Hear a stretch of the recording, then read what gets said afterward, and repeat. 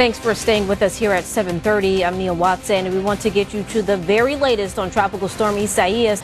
Further back, you can also see a dock partially damaged by Hurricane Isaias, but this isn't the only damage people woke up to this morning. You definitely had a target on your back. How do you feel you did taking jab after jab from your opponents? Check this out. City leaders have now put up barricades around outdoor equipment. Huge tree that has fallen on the side of this mobile home, completely crashing into the home. You can see all of the debris here. If I'm standing behind the church where you can see all of this damage, I want to show you a sign one protester made. She's a black mother, and the sign says, "No justice, no peace." There are stories of incredible kindness, people stepping up, taking care of each other, bringing a little light to the darkness. This is one of those stories. Eric, police say scientific evidence led them to secure those arrest warrants for Jennifer Sarr as the biological mother of baby boy Ori. Part of the Riverfront Park here in downtown Conway remains closed. The walkway here looking more like a lake. A heartbreaking milestone in the nation's fight against the coronavirus. Friday, health officials reported the most number of deaths in a single day. The country's oldest living Marine is celebrating a big birthday, and just like war, the coronavirus isn't stopping him from moving forward with enthusiasm. Adrian Moore reports. The saying goes, not all heroes wear capes. Instead, they work here at the Conway Medical Center. This chalk art created by artist Angela Myers is her way of saying thank you. With a box of chalk.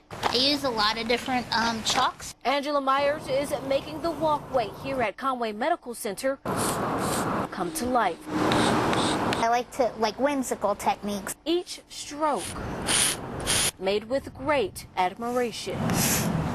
You know, they'll be able to come in and see just how much they're appreciated. Myers knows firsthand about their hard work on the front lines. See, Myers was a patient at the hospital herself back in March, suspected of having COVID-19.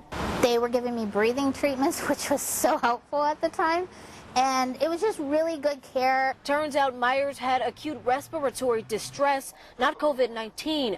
But the care she and others received didn't go unnoticed. I've never been to the hospital where I've seen so many sick people, and they were really honestly doing their best that they could do to get everyone seen. After recovery, Myers started doing chalk art in her neighborhood. Neighbors really liked it. They would come out and they would gather outside their doors and their kids, and I would do my art. The growing popularity landing her artwork at the front door of the hospital. Maybe bring some hope or, you know, just some enjoyment and smiles. While the chalk will eventually fade away, it's a simple gesture with a powerful message. You know, it doesn't necessarily have to be in monetary or in food, or just, you know, simply someone dedicating time and reflecting on what their care meant to themselves. It's incredibly powerful. Officer Jackson Winkler was laid to rest here in Latta and the cemetery of his family's church. And what's truly heartbreaking is that these feelings of grief and loss are all too familiar for the PD community, with yet another officer killed in the line of duty.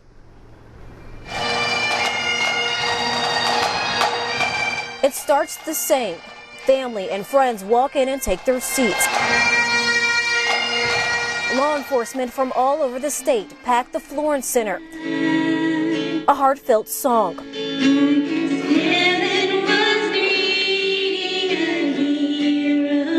A service fit for a hero.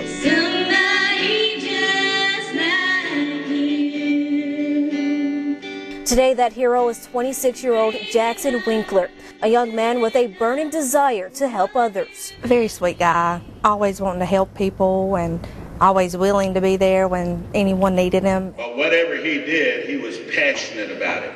Catfishing, fixing things. But law enforcement was at the top of his list. It's something those who knew him say he talked about nonstop. It's not every day that you get to make someone's dreams come true.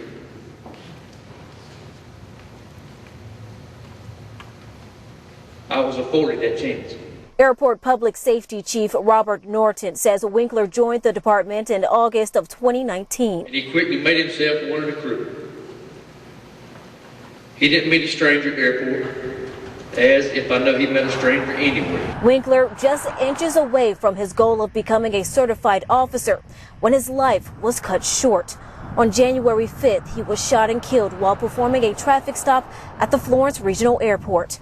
Winkler was set to start the Criminal Justice Academy in the next week. It's a loss to our community, to the whole country, to lose such a young man, that young in life, that wanted to give so much to his community and to the country.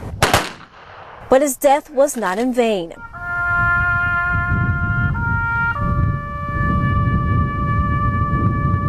Just like fallen officers Sergeant Terrence Caraway and investigator Farrah Turner, killed in the 2018 Vintage Place shooting, he too made the ultimate sacrifice.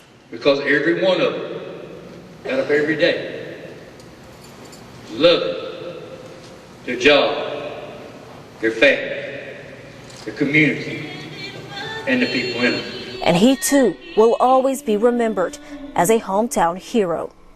Jackson, that's you. He made a choice not only to fulfill his dream, but he made a choice to fulfill his duty.